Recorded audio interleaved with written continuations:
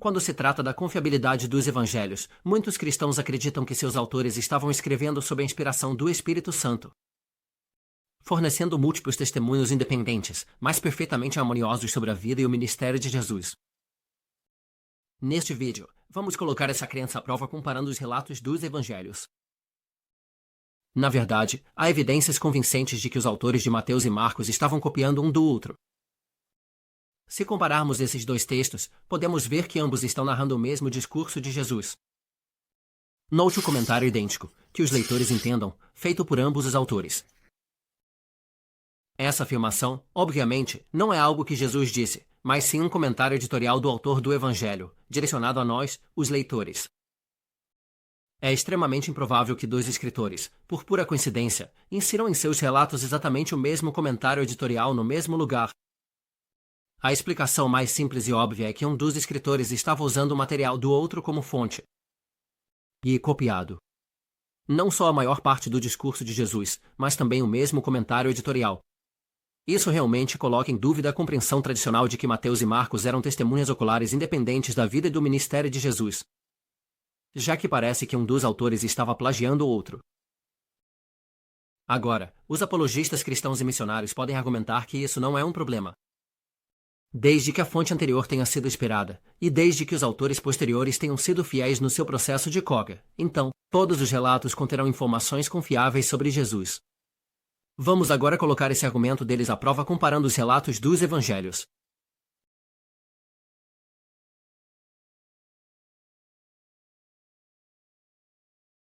O Evangelho de Marcos menciona o seguinte incidente sobre uma mulher em uma multidão. E havia ali uma mulher que estava com hemorragia há 12 anos. Quando ela ouviu falar de Jesus, se aproximou por trás dele na multidão e tocou na roupa dele. Porque ela pensou, em se eu apenas tocar nas roupas dele, eu serei curada. Imediatamente, a hemorragia dela parou. Imediatamente, Jesus percebeu que uma força tinha saído dele. Ele se virou na multidão e perguntou, em quem tocou nas minhas roupas? Aqui está o relato de Mateus sobre o mesmo incidente. Nesse momento, uma mulher que estava com hemorragia há 12 anos se aproximou por trás dele e tocou na borda da roupa dele. Ela disse para si mesma, em se eu apenas tocar na roupa dele, eu serei curada. Jesus se virou e a viu. Coragem, filha. A sua fé te curou. A gente consegue ver isso. Os evangelhos de Marcos e Mateus contam uma história sobre uma mulher que foi curada milagrosamente ao tocar na roupa de Jesus. Em Marcos, Jesus não sabe quem o tocou. Ele teve que consultar a multidão para descobrir. Contrastem isso com Mateus, que mudou a história para que Jesus soubesse imediatamente quem o tocou. O autor de Mateus parece ter querido retratar Jesus de uma forma mais poderosa.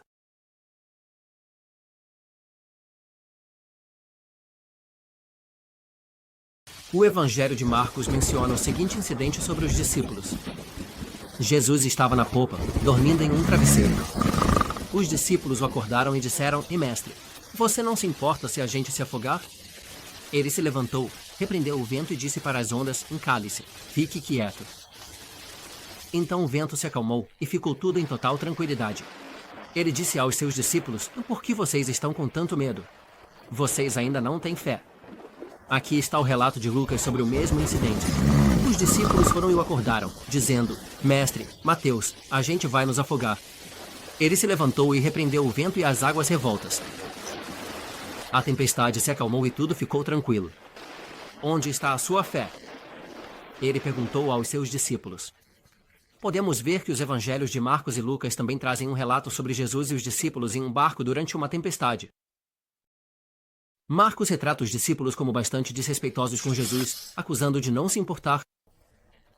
Até a resposta de Jesus, em vocês ainda não têm fé, é bem dura. Sem fé. É bem dura. Em comparação, Lucas só avisou bastante o tom.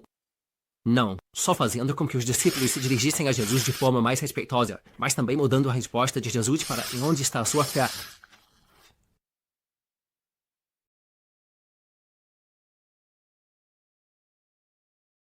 O Evangelho de Marcos menciona o seguinte incidente sobre um homem que questiona Jesus. Enquanto Jesus começava a sua caminhada, um homem correu até ele e se ajoelhou diante dele. Bom professor, Ele perguntou: o que eu preciso fazer para herdar a vida eterna? Por que você me chama de bom? Jesus respondeu: ninguém é bom, exceto Deus sozinho. Aqui está o relato de Mateus sobre o mesmo incidente. Nesse momento, um homem se aproximou de Jesus e perguntou: Ei, mestre, que coisa boa eu preciso fazer para conseguir a vida eterna? Por que você me pergunta sobre o que é bom? Jesus respondeu: só existe um que é bom. Podemos ver que os evangelhos de Marcos e Mateus mencionam ambos um incidente sobre um homem que se aproximou de Jesus e o questionou sobre a vida eterna. Em Marcos, Jesus rejeitou o elogio do questionador sobre ele ser bom, dizendo que só Deus é bom. Mateus parece ter ficado incomodado com isso e, por isso, reformulou a resposta de Jesus de forma bem sutil. De por que você me chama de bom? Por que você me pergunta sobre o que é bom? Para evitar a difícil implicação de que Jesus não é completamente bom.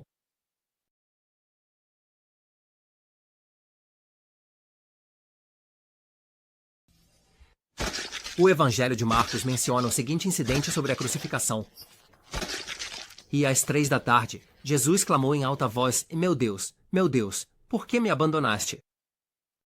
Com um grande grito, Jesus deu seu último suspiro. Aqui está o relato de Lucas sobre o mesmo incidente. Jesus clamou em alta voz: Pai, nas tuas mãos entrego o meu espírito. Quando ele disse isso, deu seu último suspiro. Podemos ver que os evangelhos de Marcos e Lucas registram as últimas palavras de Jesus. Em Marcos, Jesus supostamente gritou em desespero blasfemo. O relato de Lucas inverteu completamente isso ao colocar na boca de Jesus a declaração muito mais estoica e submissa: Pai, nas tuas mãos entrego o meu espírito. Em resumo, vimos que os autores dos evangelhos não conseguiram transmitir informações sobre Jesus de forma fiel. Eles estavam menos preocupados com a precisão e mais preocupados em moldar as histórias para se adequar às suas próprias crenças teológicas pessoais. Em relação à questão da inspiração divina, é evidente que os próprios autores não consideravam esses relatos como inspirados. Caso contrário, eles não teriam mexido com eles dessa forma. A realidade é que a grande maioria dos cristãos não tem ideia dessas mudanças. Isso não é surpreendente, porque os evangelhos geralmente são lidos de forma isolada. É só quando você lê eles horizontalmente, comparando os relatos lado a lado, que as mudanças ficam evidentes. Vamos comparar essa situação confusa dos evangelhos com as fontes islâmicas sobre a vida e os ensinamentos do profeta Muhammad. A paz esteja com ele. Seus discípulos mais próximos, conhecidos como os companheiros, preservaram e transmitiram com precisão grande parte das informações que sabemos sobre ele hoje. Aqui estão alguns exemplos. Em Medina, o mensageiro de Deus foi jogado de um cavalo em cima de um tronco de palmeira e deslocou o pé. Depois de chegar em Medina, o profeta passou por algumas pessoas que estavam adubando algumas palmeiras. Ele disse: eu não acho que isso vai trazer algum benefício. Então eles se abstiveram de fazer isso, e naquele ano, a colheita não foi tão boa. Eles mencionaram isso para ele. E ele respondeu: se eu te informar de algo de Deus, então faça, pois, de fato, eu nunca transmitirei uma mentira em nome de Deus. Mas se eu te disser para fazer algo com base em uma opinião pessoal, então perceba que eu sou apenas humano. Vocês sabem melhor sobre os seus assuntos mundanos. O profeta costumava dizer em sua doença, na qual ele morreu, e eu ainda sinto a dor da comida que comi em Quebar. E agora eu sinto como se a minha horta estivesse sendo cortada por esse veneno. Os companheiros transmitiram inúmeros incidentes desse tipo, que poderiam ser considerados constrangedores, e que poderiam até ter sido usados como propaganda pelos inimigos do Islã para minar a profecia de Muhammad. Agora, assim como os autores dos evangelhos, os companheiros poderiam facilmente ter suprimido ou adulterado tais relatos, para engrandecer e exagerar o status do profeta Muhammad. A paz esteja com ele. Mas eles nunca fizeram isso. Eles narraram exatamente o que testemunharam, o que nos mostra que a principal preocupação deles era a verdade. Essa é uma das razões pelas quais os muçulmanos podem ter confiança de que nossa religião é baseada em informações autênticas. Para aprender a verdade sobre Jesus, por favor, baixe sua cópia gratuita do livro Jesus, Homem, Mensageiro, Messias, no link abaixo.